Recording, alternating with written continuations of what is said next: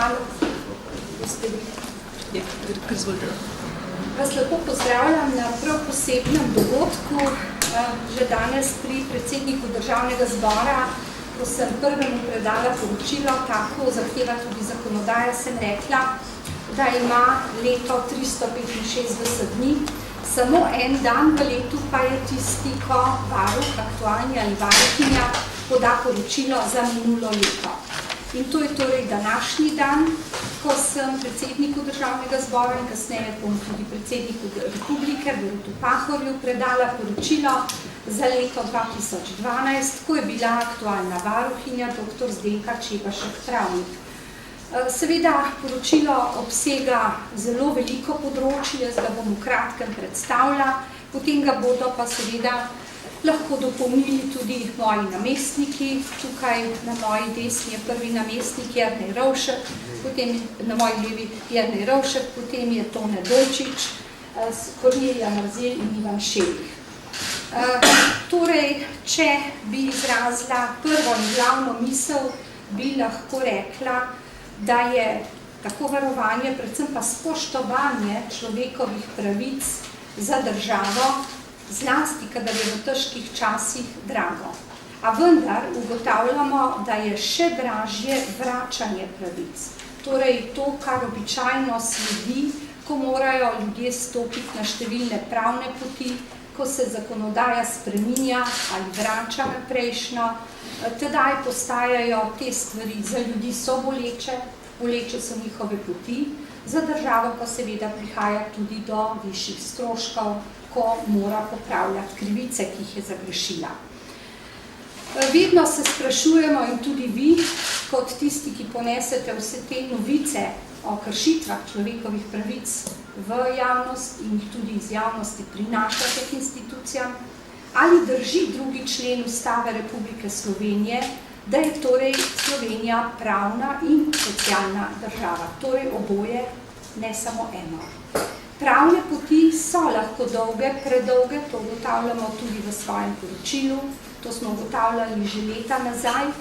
Upamo le, da bodo novi napori prikazali in dokazali, da temu ni tako, da se da te poti za ljudi skrajšati, seveda pa morajo biti tudi za učinkovito varstvo na teh pravnih poteh.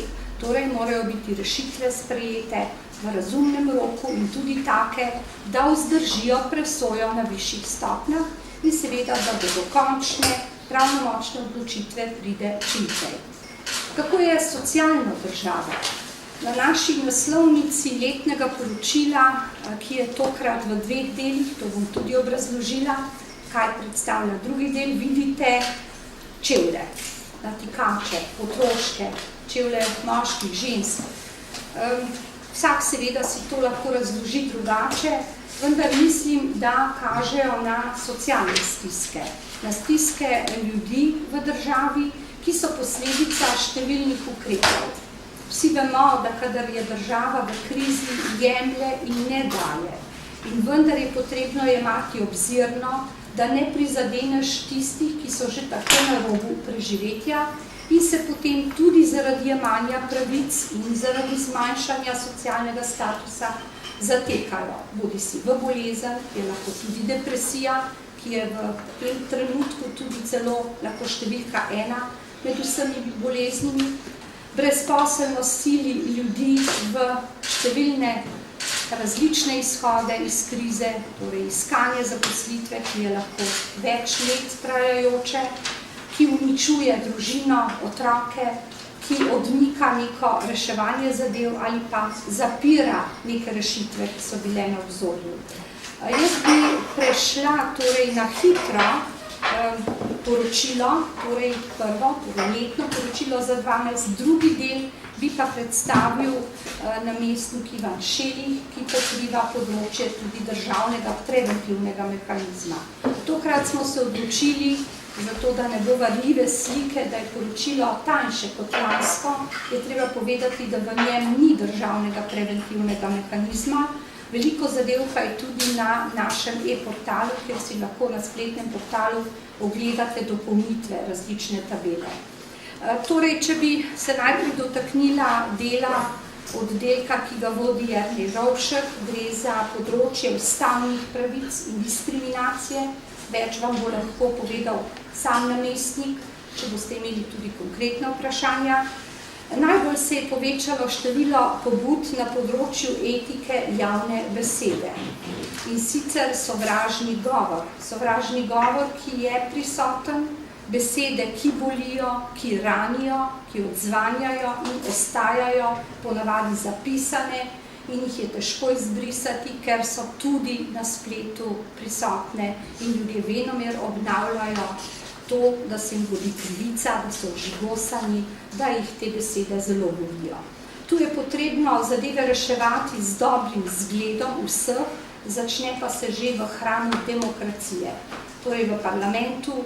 Vodilni funkcionarji te države morajo izjemno paziti pri tem, kako ravnajo z besedami. Vsi poznamo misel, da izgovorjena beseda je tvoj gospodar in neizgovorjena tvoj suženj. In včasih bi veljalo kakšno izmed besed tudi za sužniki, kajti s njo lahko mnogo bolj prizadeneš sočloveka kot s tem, če bi ga celo pretekal. Imamo seveda tudi diskriminacijo. Področje diskriminacije je še vedno, kljub številnim težnjam za spremembo na tem področju, izjemno prisotno. Ravno pred dnevi smo se srečali s populacijo, ki je še vedno diskriminirana pri nas, gre za romsko problematiko. Tu je tudi velika odgovornost države, ne le lokalnih skupnosti, kajti dolžne so sprejeti z programe, kako rešiti stanovanjsko stisko, dostop do vode, tudi dostop do pitne vode, ostaja za romsko problematiko zelo velik problem, torej za romsko populacijo. Skratka, diskriminacija tistih, ki so ranljivi, manjši, lahko je po spolu, lahko po verski pripadnosti. Skratka, na tem področju je treba še kar veliko narediti. Gre tudi za področje volilne pravice, tudi za zakon o varstvu dokumentarnega in arhivskega gradiva. O vsem tem bo lahko kasneje povedal kaj več namestnik. Če gremo na drugo področje, ki ga pokriva Tone Dolčič, ki ima tudi, tako kot vsi ostali, skupino strokovnjakov na svojem področju, gre za zdravstvo. Tu že leta in tudi letošnjem letu smo opozarjali, da ni nove zdravstvene zakonodaje. Jeseni tega leta bo stopila v veljavo torej nova pravica zdravljenja v tujini, prinaša Evropska unija, vendar je še nedorečena, kako tja, kdaj, kakšni so roki, odpira tudi veliko problematik. Socialne zadeve, kot veste, spet se vračamo na to, ali smo socialna država. V minulem letu in tudi v letošnjem se nadaljuje velik trend zmanjševanja pravic, jemanja sredstev in s tem tudi veliko socialnih stisk. Srečevali smo se s problemom socialnih prejemkov, s teh prejemkov.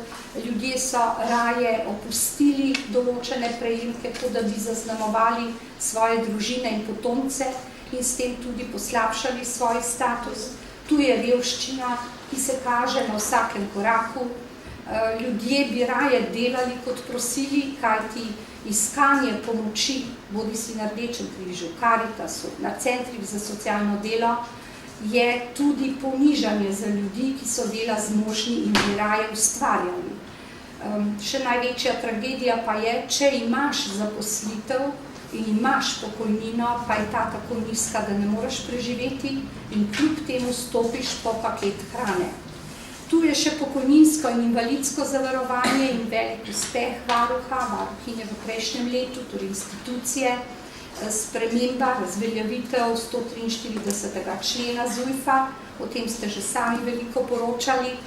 Gre za rešitev, ki se je seveda vrnila na stanje iz lanskega meseca julija, seveda pa je vprašanje, kako za nazaj, ki je sicer rešeno zakonom, vendar bo denar prišel do ljudi, ki jim pripada, ki jim je že pripadal, šele v enem letu. Tu je bilo ogromno pritožb, torej 10.133 pritožb zoper prvostopne odločitve.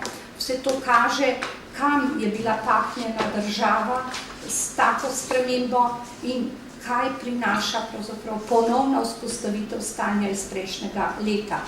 Tu smo večkrat rekli, da je to majhen korak za varuha, velik za pravno državo, kajti Ustavno sodišče je razsodilo, vendar tu so posledice in ugotavljamo, da so bili ljudje diskriminirani. Seveda imamo tudi področje otrok, o zagovorniku otrokovih pravic je bilo veliko govora, bilo je podano posebno poročilo, ki je bilo soglasno sprejeto v Državnem zboru prav pred kratkim. Otroci so še vedno kategorija, ki si ne more in ne zmore sama pomagati, zato morajo imeti ob sebi trdne starše ali skrbnike. Včasih temu ni tako. Otroci, ki imajo težave v razvoju, zlasti otroci s posebnimi potrebami, še niso deležni celovite skrbi. O tem je bilo govora na prejšnji novinarski konferenci, ko sem predstavila poseben program in boj za te otroke in posledično tudi odrasle. Opozorili smo tudi na družinski zakonik, s tem, ko v veljavi smo ena redkih držav, ki nima urejenega prepovedi telesnega kaznovanja otrok, tudi o tem je bilo veliko govora. Prehajam na področje dela namestnika Ivana Šelika in njegove ekipe. Gre za področje pravosodja, policije in seveda državnega preventivnega mehanizma, o tem bo sam spregovoril na koncu. Še vedno nerazumno dolga sojenja, ki se sicer skrajšujejo, napake v postopkih, ki pomenijo vračanje zadev nazaj, problemi prezasedenosti zaporov, neplačila, ne samo za delo tistih, ki so obsojeni na prestajanju kazni, ampak smo se v začetku letošnjega leta srečali s tem, da ni bilo denarja niti za zaposlene, s tem je lahko okrnjena tudi varnost tistih, ki so zaprti. Pohvalno na tem področju je, da imamo oddelek forenzične psihiatrije v Mariboru, o tem je bilo že tudi veliko govora. To je pozitivna, lepa pridobitev, vendar so še vedno tudi tu težave. Srečali smo se tudi z varovanimi oddelki posebnih socialnih varstvenih zavodov, problemom prekrškov, tudi tu je velika problematika in veliko pobud, da niso vedno rešeni ali dovolj hitro ali dovolj kvalitetno. Potem seveda problemi mladoletnih in polnoletnih oseb in prestajanja pripora v skupnih prostorih, na kar smo vedno opozarjali. Tudi problemi oseb, ki so hendikepirane ali gibalno ovirane ali kakorkoli drugače prizadete in morajo biti v zavodih za prestajanje kazni z soobsojenci. Seveda ostaja na tem področju tudi še problem policijskih postopkov, da ne bi obstajale kršitve človekovih pravic v policijskih postopkih. Tu je potrebno opozoriti na to, da je varuh konec lanskega leta zelo intenzivno delal na področju, vemo, kaj je bilo v Mariboru, torej veliko priprtih, pridržanih oseb. Tu se je odzval zelo hitro, bili smo na obisku, ugotavljali, da je bilo v redu poskrbljeno, vendar še vedno ne tako, kot bi moralo biti za te osebe. O tem obširno tudi poročamo v tem poročilu. Skratka, vedno je potrebno paziti, da so v ospredju človekove pravice. Pri sodnih postopkih, kadar so v postopkih mladoletne osebe, pa je potrebno zlasti strani medijev imeti afiniteto in občutljivost, da morajo biti družinske zadeve, tajni postopki in otroci zavarovani pred javnostjo, ker jim lahko to mnogo bolj škodi, kot mislimo, da koristi javnosti obveščenost. Ukvarjali smo se tudi s področjem zasebnega varovanja in redarstva, kjer ni bilo kršitev zaznanih v tem letu. Torej pozabila sem povedati še pri kolegu Dolčiču, da smo ugotavljali, in to še vedno opozarjamo, da se prepočasi rešujejo zadeve na drugi stopnji na Ministrstvu za delo, družino in socialne zadeve, torej ljudje težko pridejo do svoje rešitve, zato ker je toliko nerešenih zadev.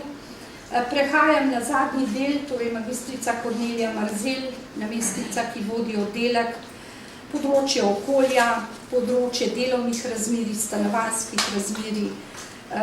Področje okolja je izredno aktualno, ravno včeraj tudi v Novi Gorici, ki nekako navzven se kaže kot lepa občina, prijazna ljudem, so se ravno tako obrnili ljudje, ki čutijo, da tudi v njihovem okolju ni vse v redu. Še huje je bilo seveda v Mežiški dolini, pred kratkim smo obiskali celo osebno Celjsko kotlino, se prepričali o tem, da ni dobro poskrbljeno za ljudi, njihovo zdravje. Zagotovo pa je na področju okolja treba reči, da kapital ne sme imeti prednosti pred zdravjem. Torej vse za zdravje, kapital se mora na tem področju potruditi, da če ima možnost poskrbi, da to okolje, ki prinaša lahko določene težave, je tako, da mali čistilne naprave ali da je vse narejeno za to, da se ne zmanjša področje varnosti zdravja ljudi.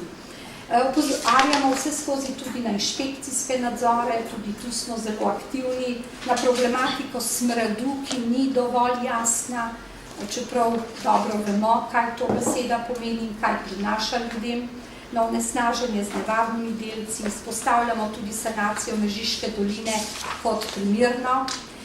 Stanovanjska razmerja so povezana s socialnimi stiskami, ljudje, ki ne zmorejo plačevati, se znajdejo pred vprašanjem, kam jutri, kako plačati stanovanja. Tudi tu menim, da je potrebno ljudi učiti živeti, tudi v manjših prostorih, vendar priti po pomoč, ko je dovolj zgodaj, ne ko zneski neplačanih obveznosti presegajo njihov večkratnik socialne pomoči, torej za več let, po zneski dosegajo 76 000 evrov. Skratka, tudi na tem področju morajo posamezne občine narediti veliko za preprečitev socialne stiske ljudi. Brezposelnost, na žalost, stalnica, ki se povečuje, kot smo lahko prednačimo pri porastu brezposelnosti mladih, torej hitro napreduje številka, to je zelo pereče, ker se sprašujemo, kaj bo z njimi. Upamo, da nove reforme in denar, ki naj bi ga dobili, in olajšave za delodajalce bodo prinesle izboljšavo. Delovna mesta, tam, kjer jih ljudje imajo, so lahko polna tudi mobinga in trpinčenja, ker je trenutek, ko ni dela, raj za tiste, ki vedo, da si lahko privoščijo več, kot bi si sicer. Potem agencijski delavci, na katere tudi mediji opozarjate. Tu je še prisilno upokojevanje po ZUJF-u, tudi tu je še ustavna pobuda, volontersko pripravništvo, torej brez plačila, in tudi mladi vsaj nekaj naredijo, vendar premalo je zanje poskrbljeno. Zaključila pa bi s primerom delovnih razmerij, kot veste, zelo pereča problematika, in če se lahko pohvalimo z ZUJF-om v lanskem letu, lahko rečemo, da v zadnjem času tudi zelo aktivno pristopamo k reševanju zelo aktualnih in perečih problemov. Na eni strani črnih gradenj, o čemer vedno pišemo tudi v lanskem poročilu. Letos smo pa pridali torej še posebne gradnje, kjer ljudje imajo vse plačano, pa ne vedoč, da so v črni gradnji, dobijo obisk inšpekcije in plačajo celo lastno rušenje.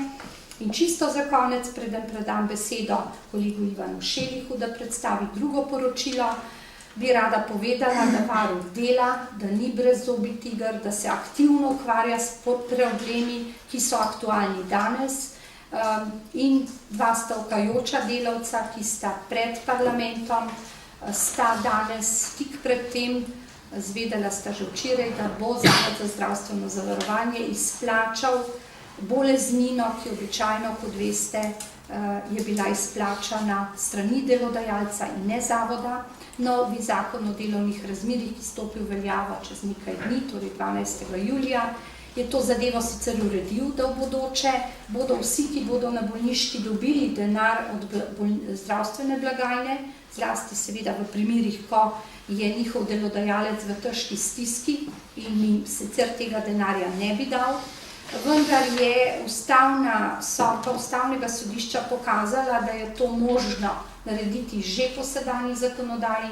Mi smo to s pridom uporabili, pospešili tudi sojenje, razsojo na Vrhovnem sodišču, kamor je ustavno sodišče vrnilo zadevo v presojo. Moram pohvaliti, Vrhovno sodišče je izredno hitro razsodilo, tako da tudi zelo aktivno je pristopil Zavod za zdravstveno varstvo, kjer smo bili na obisku. delovnem obisku in takrat povedali, da če bo Vrhovno sodišče razsodilo v enem primeru v prid, potem naj tudi tema dvema delavcema izplačajo uleznino, čeprav še ne velja novi zakon o delovnih razmerjih. To bo plačano jutri, ko bo vsak od njih dobil neto znesek na račun, tako je obljubljeno, in s tem upam, da se bo tudi njuna kalvarija zaključila. Tu bi dodala še novost, ki doslej je ni bilo še pri varuhu, ker smo ugotovili, da sta v izredno težkem stanju, da imata veliko kršitev, da je ogroženo njuno življenje in da gre tudi za sistemske probleme, smo jim zagotovili brezplačno pravno pomoč, in to varuh v sodelovanju z Zavodom za brezplačno svetovanje. To je dr. Jaklič in njegova ekipa, ki so zelo aktivno pristopili k temu in kot vidimo, so skupni rezultati danes tu.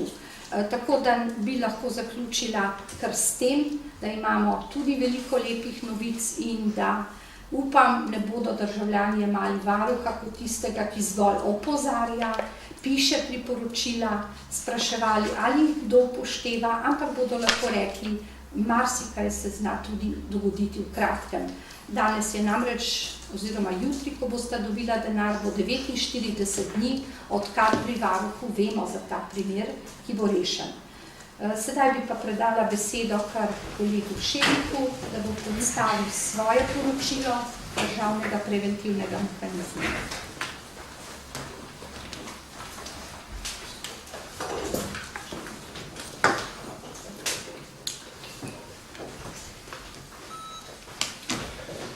Kot verjetno že veste, Varuh človekovih pravic od leta 2008 zadolžen tudi za upravljanje nalog in pooblastil državnega preventivnega mehanizma po konvenciji Združenih narodov proti mučenju in drugim krutim, nečloveškim ali poniževalnim kaznim ali ravnanju.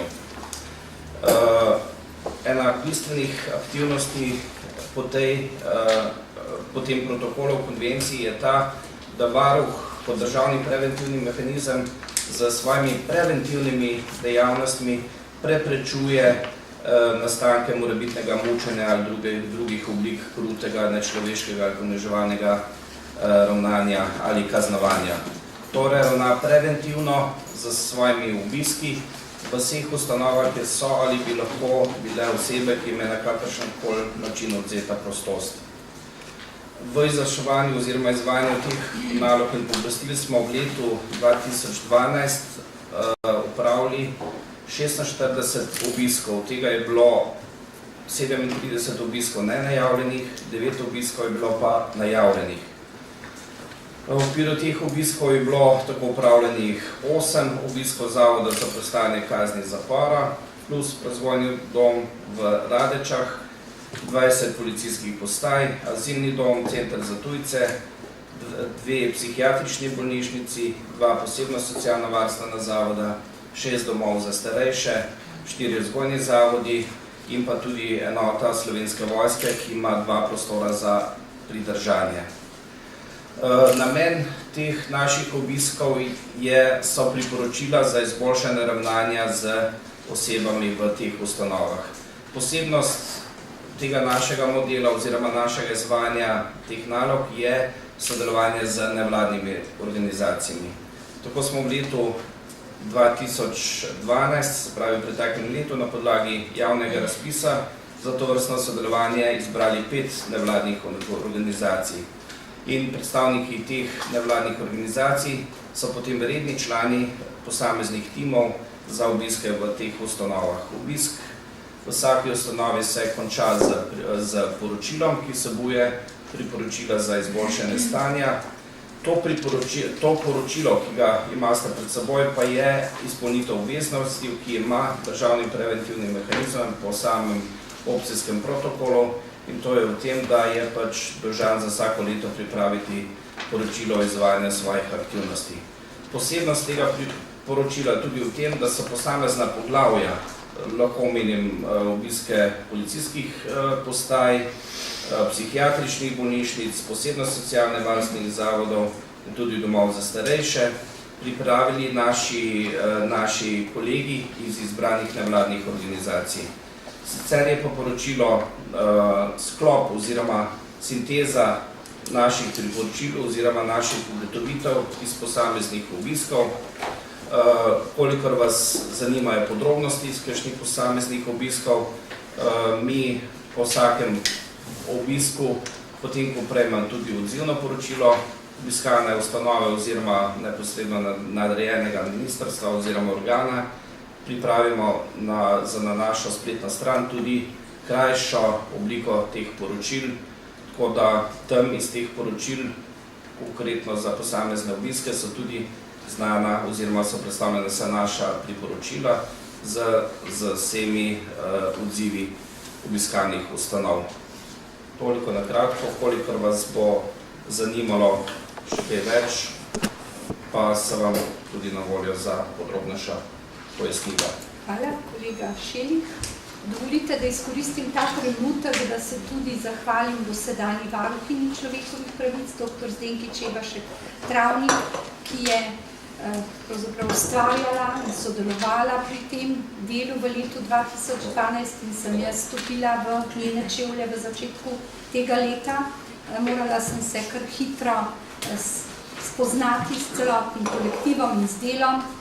Zahvalila bi se tudi vsem 4 namestnikom in seveda tudi vsem sodelavkam in sodelavcem in na koncu tudi vam, dragi mediji, zato ker nas velikokrat tudi opozarjate. Tudi vi ste tisti, zaradi katerih včasih odpremo kakšno temo, ker postane javno zanimiva. Nas opozorite na dogodke in zato bi želela, da bi tudi v bodoče tako odpirali teme, kot jih tudi zapirali. Zato je prav, da ljudje, ko zvedo za problem, ki nastopi, zvedo kasneje tudi za rešitev, če do nje pride in ko pride. Tako da izkoriščam priliko, da se tudi vam zahvalim. Danes je zelo napet dan, poln obveznosti, imamo še predstavitev poročila oziroma predajo pri predsedniku Republike in pozneje pride k nam še tudi minister za kmetijstvo. Nekako se s vsemi ministri sedaj srečujemo, dela je veliko na vseh področjih. O vsem pa si boste najbrž lahko vzeli malo več časa in se seznanili iz poročil, ki sta kar obsežni. Seveda pa ne pozabite pogledati tudi na našo spletno stran, kajti tudi tam se nahajajo vse novosti.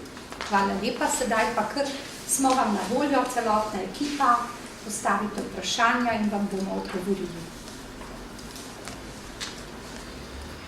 Petra Prešerna, Televizija Slovenija. Mene zanima, kako je s pobudami v prejšnjem letu, ki je bilo največ pobud, na katerem področju tudi letos, to število raste, ne?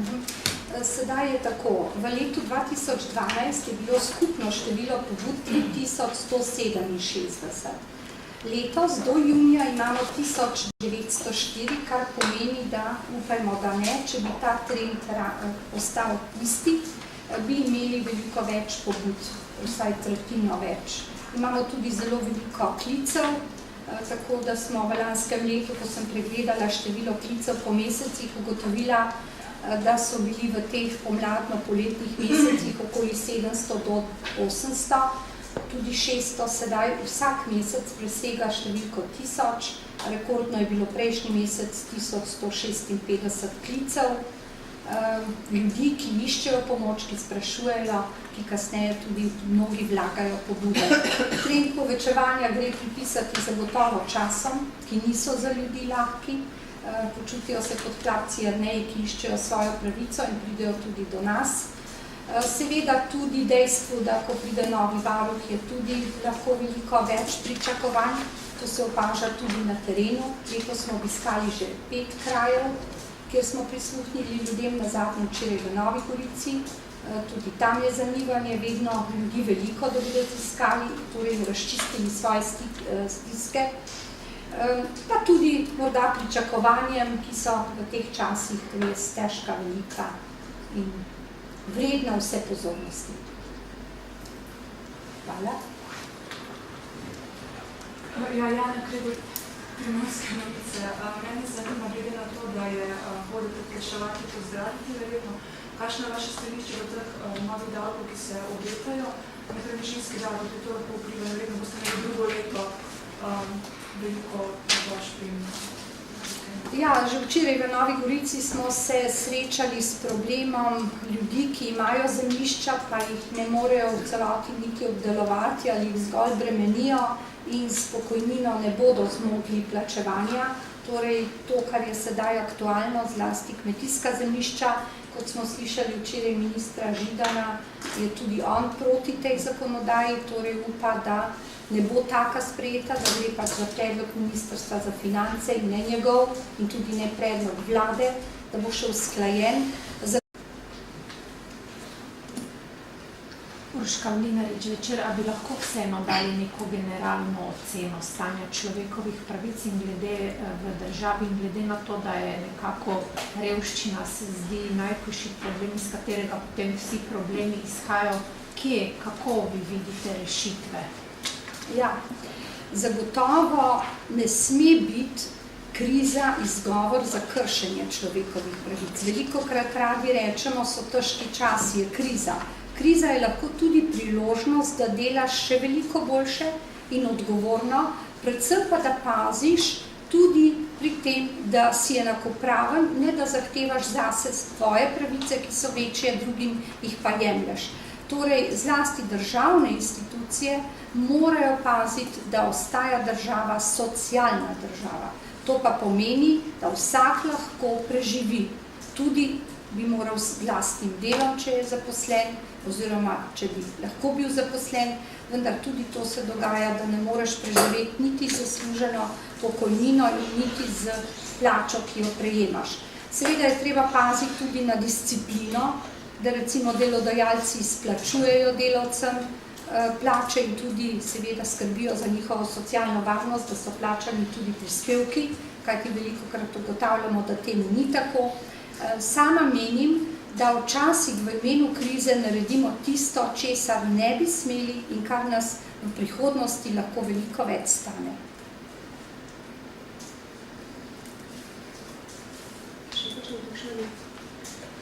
Jaz bi v bistvu imela, čeprav se mogoče ne veže na kršitve, kakšno je vaše mnenje do tega predloga Ministrstva za delo, družino, da bi torej ženskam skrajšali porodniško in moškega kazensko poslali za 1 mesec?